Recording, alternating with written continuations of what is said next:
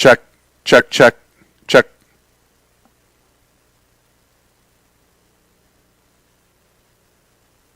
Check, check, check, check.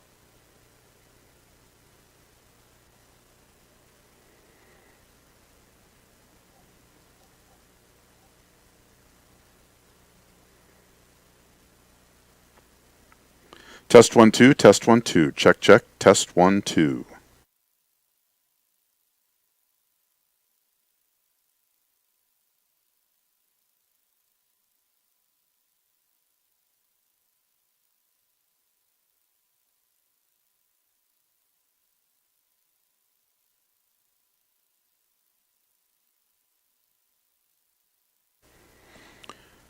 Okay, we are nearing 4 minutes in, 3 minutes and 50 seconds, and we're checking the sound. Last week when we did the show, about 10 seconds in,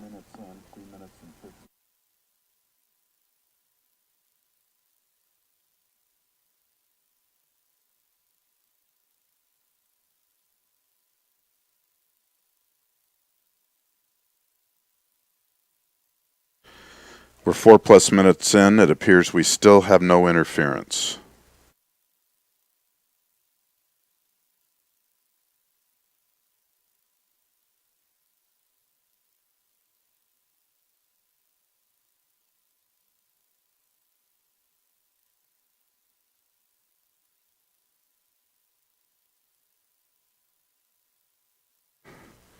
If I don't have a camera shot, then we have no audio, but that wasn't the issue. I wonder if the issue was...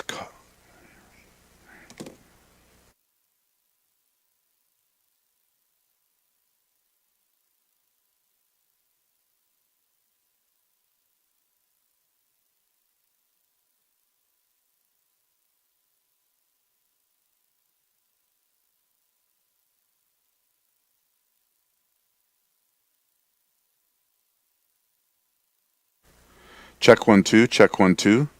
Test, test. Same camera, same microphone, headset. Let's see if we have good sound.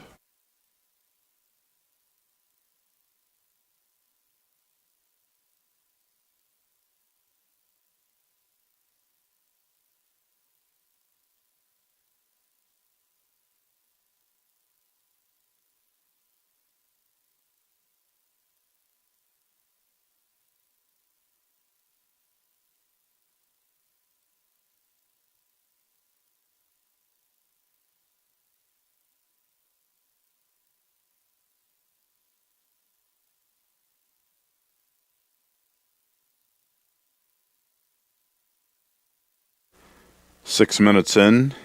Check 1 2, check 1 2. Test, test, check 1 2.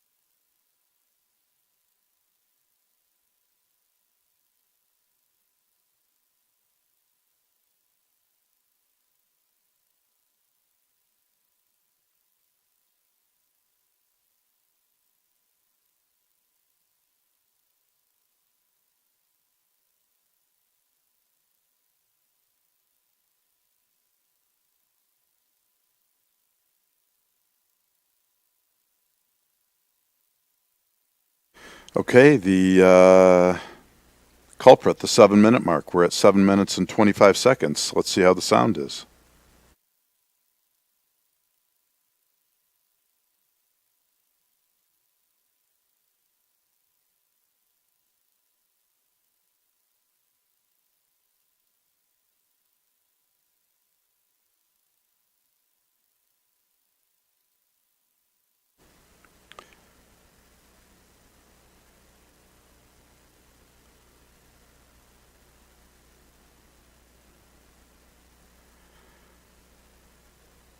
Check 1 2, check 1 2. We're 8 minutes in. How is the sound?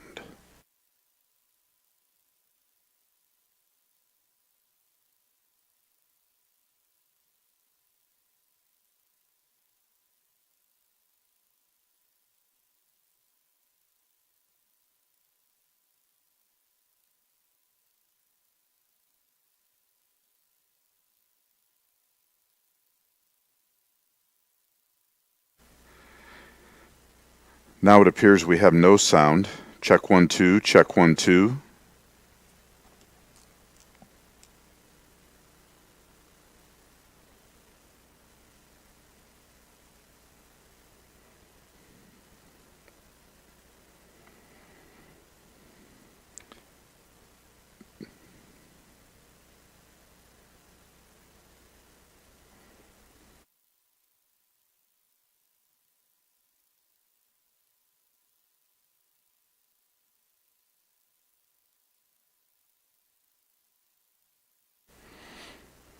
Check 1 2, check 1 2. We are 9 minutes plus in.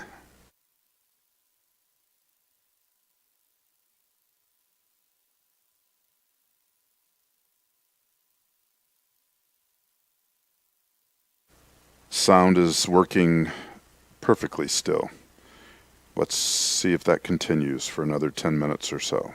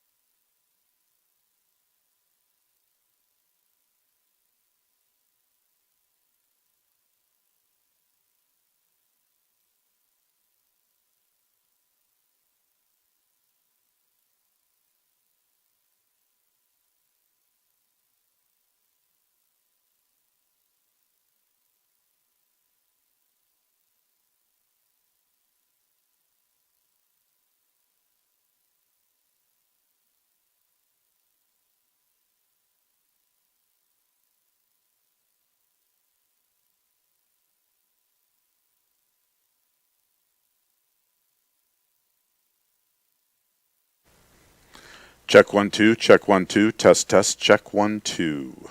We are 13 minutes in.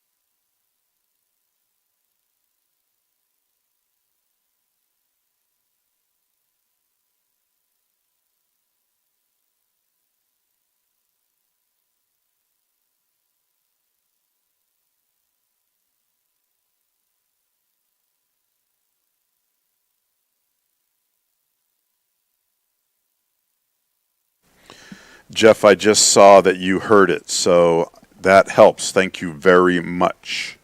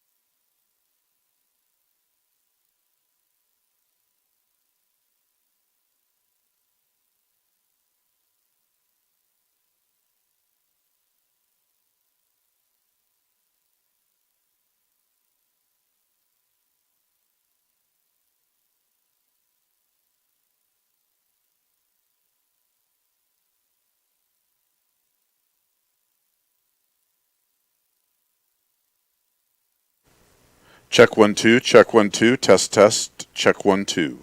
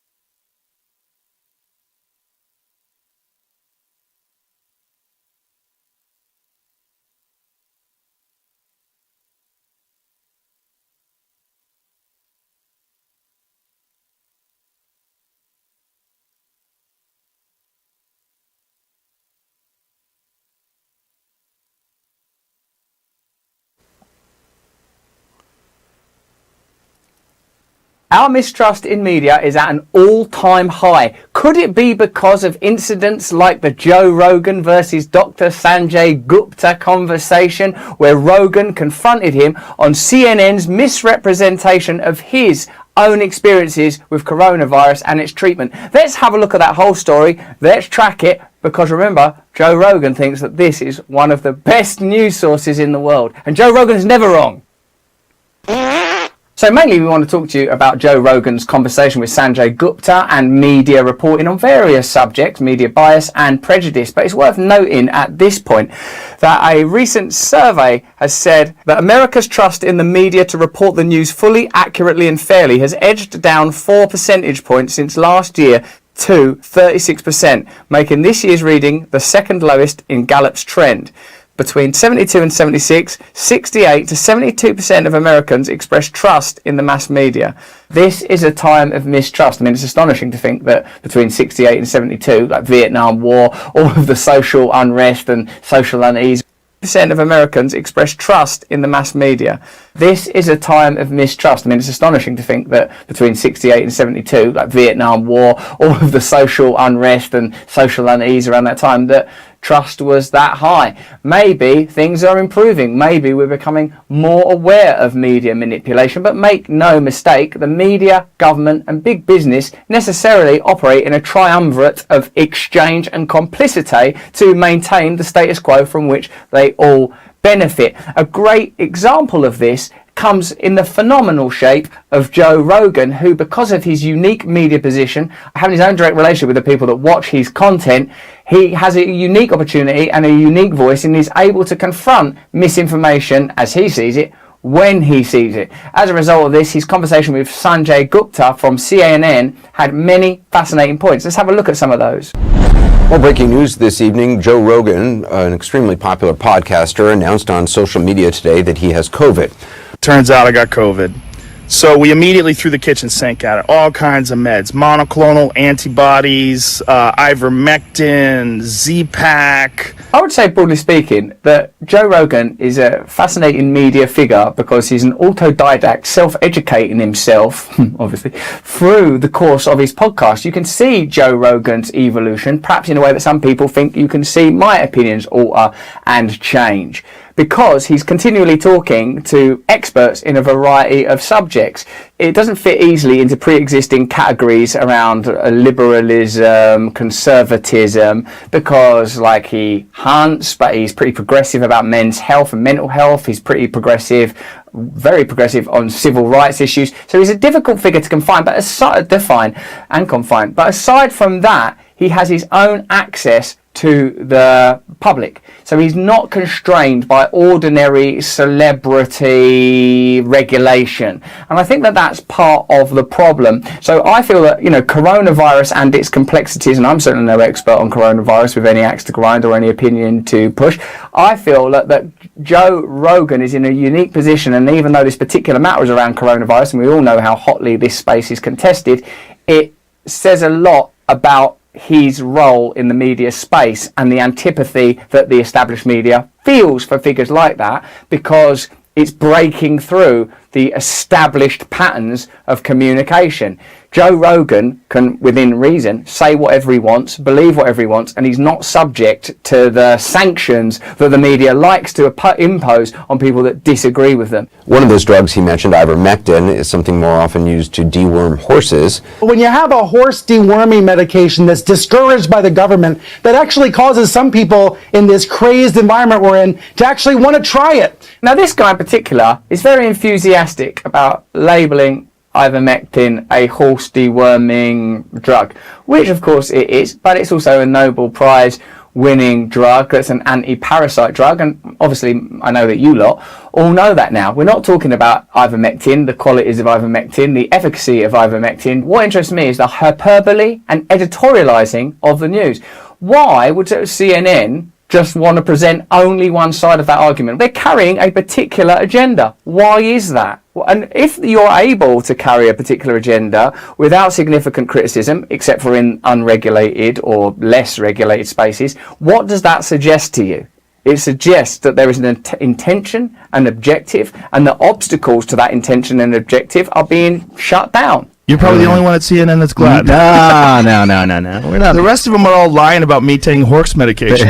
And we should talk about That that. bothered you. Like, it's interesting here because Joe Rogan's had the opportunity to confront Sanjay Gupta from that network. I've been on Joe Rogan's podcast, and his general demeanor is not of someone that you would lightly confront, because obviously he's a combat expert, and I don't mean that he's going to fly across the desk and choke you. I mean that people like that often have a good grounding when it comes to confrontation and an ability to think strategically. So he's not willing to let Sanjay Gupta just go, oh, that seemed to bother you. That bothered you. Even in his first utterance, Sanjay Gupta is putting the blame on Joe Rogan as if Joe Rogan's a kind of snowflakey about having been judged about it. It should bother you, too. They're Well, lying at your network about people taking human drugs versus drugs for veterinary. Calling it a horse dewormer is not a flattering thing. I get It's that. a lie. It's a lie on a news network, and it's a lie that's a willing. That's a lie that they're conscious of. This is not a mistake. Yeah. They're unfavorably framing it as veterinary medicine. Elsewhere on our channel, we've talked about misinformation in the mainstream media. And if you can track in this story the nature of the misinformation, i.e. a news network that knows that ivermectin has numerous uses, highlighting, promoting and amplifying a derogatory and pejorative aspect of that drug's function is an editorial stance.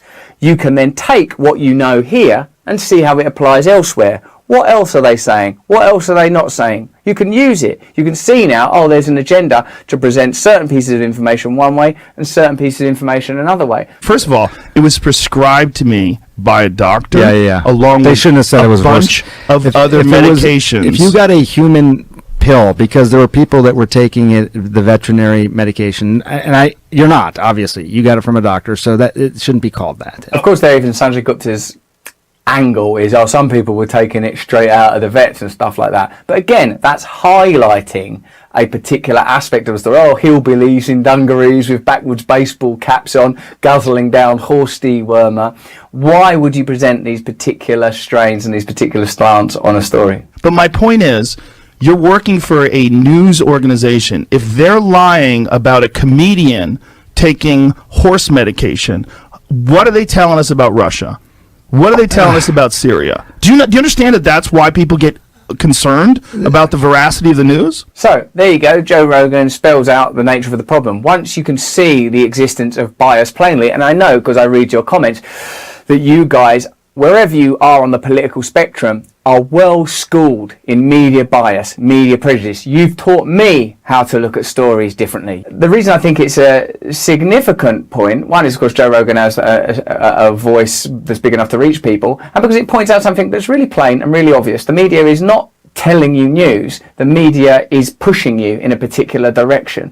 That the whole function of media is to maintain a particular state, a particular stasis and order, so that we primarily operate within certain bounds as consumers, that we have prejudices in one direction against certain classes and castes of people, that we don't operate within certain thought spaces, that we don't use particular language. Now, as you know, because there's a variety of people that watch this channel, I'll disagree with all of you on something, but what I think is very, very important is that we are able to, what do I want to say, detach ourselves from these kind of lobes of idiocy that we've had attached to us, pumping us full of information to keep us docile, distracted, angry and agitated as suits the agenda of a small percentage of institutions and individuals that benefit from an ecologically unsustainable, unequal, unfair and incendiary social situation that's actually, horror of horrors, mostly not real. But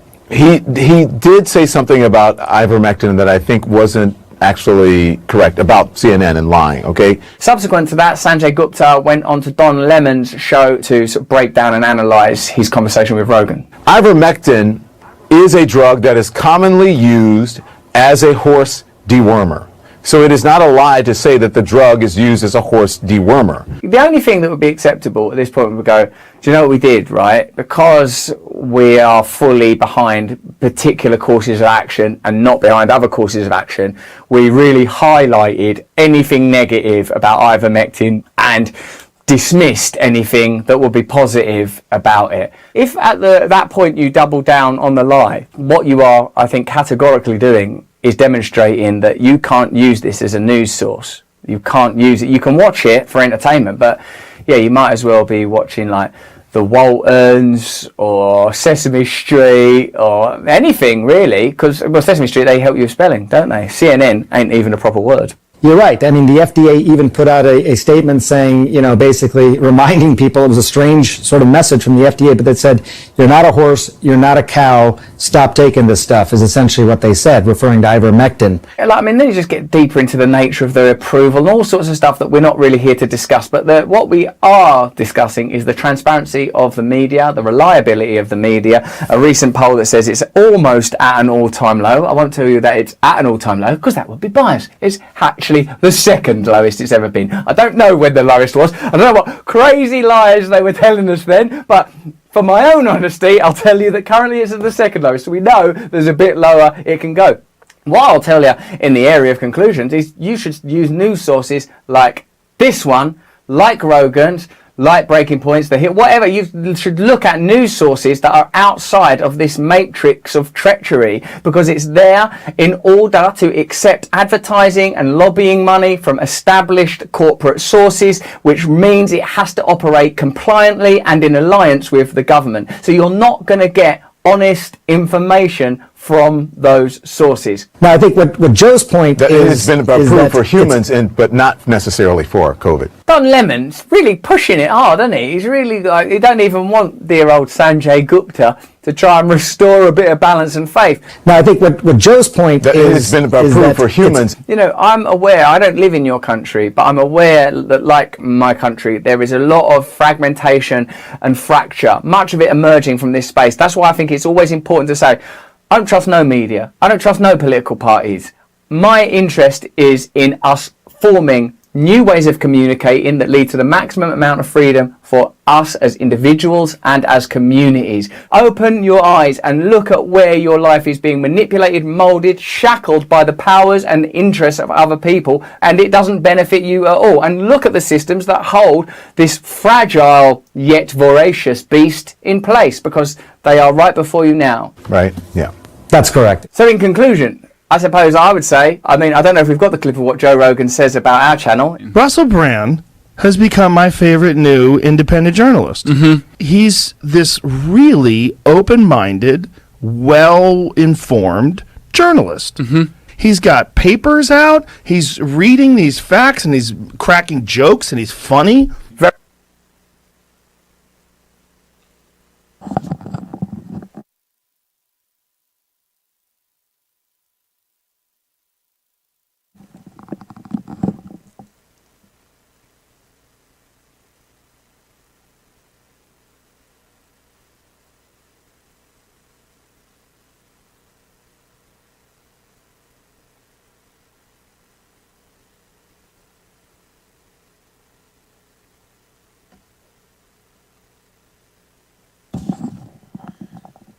Check 1 2, test, check 1 2.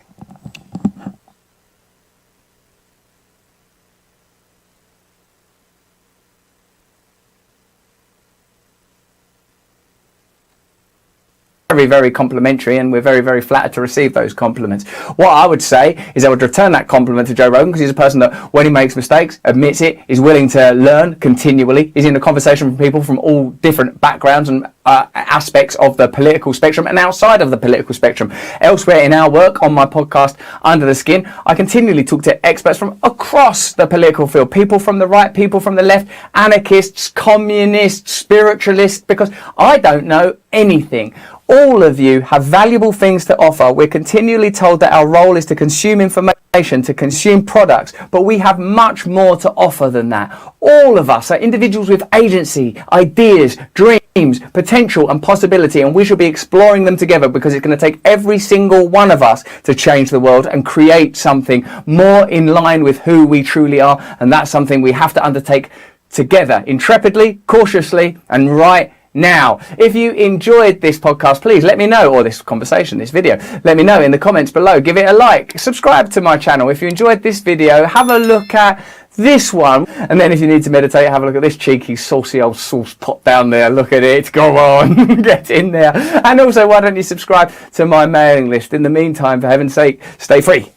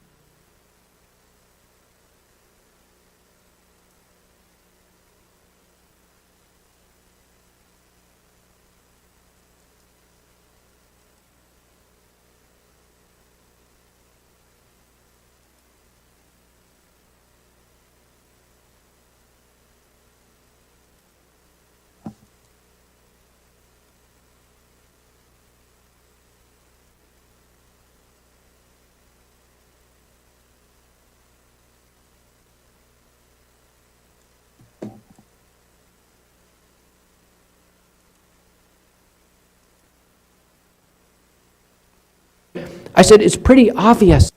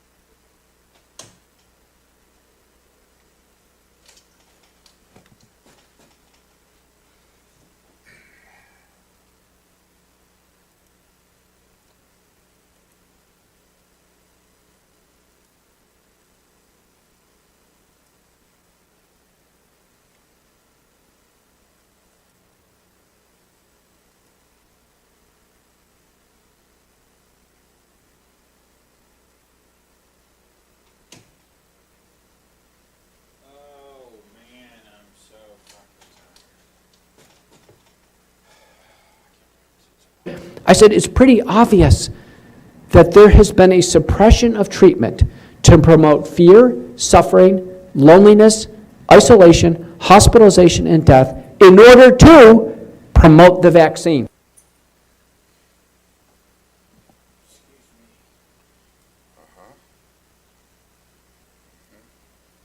So last test.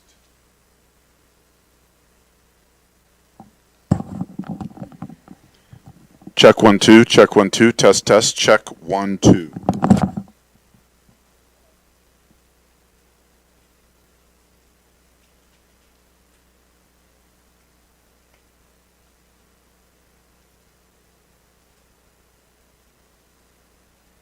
Whenever you reset last time, did you reboot the computer and everything? Nope. It was probably just something like that that caused it.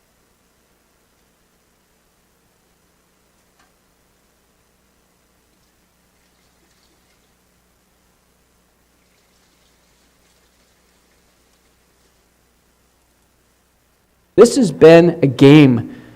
It's a big game, and it's a game that's costing lives, it's hurting people. The public and private outrage over ineffective, unsafe vaccines cannot be loud enough. In every conversation, if they don't work and they're not safe, I'm sorry, they don't. Call a spade a spade. We don't have to sugarcoat it.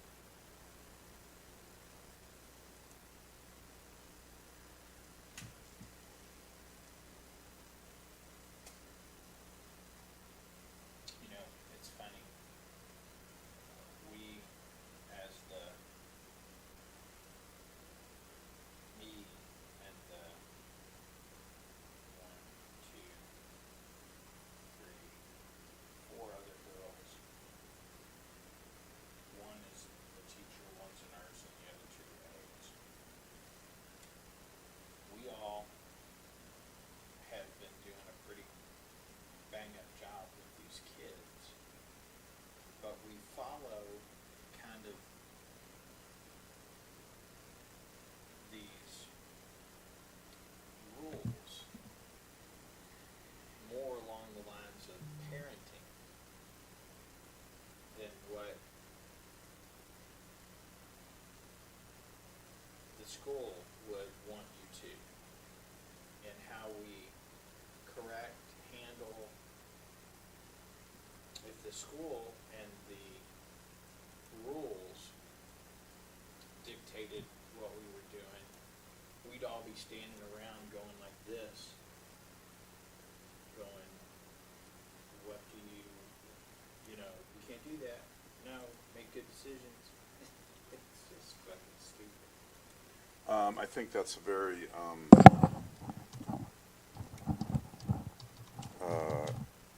important point, that you follow the rules of parenting. Because I've said all along that people don't vote the way they raise their kids. Why in the fuck? Oh, I know why. How much do you know about computers? About computers, Yeah.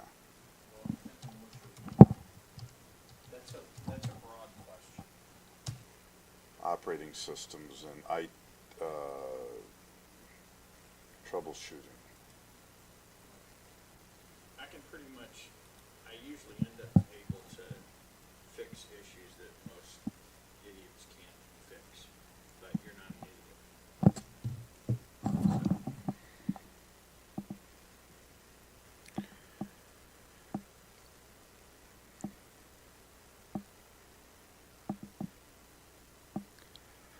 Check 1 2, check 1 2, check 1 2.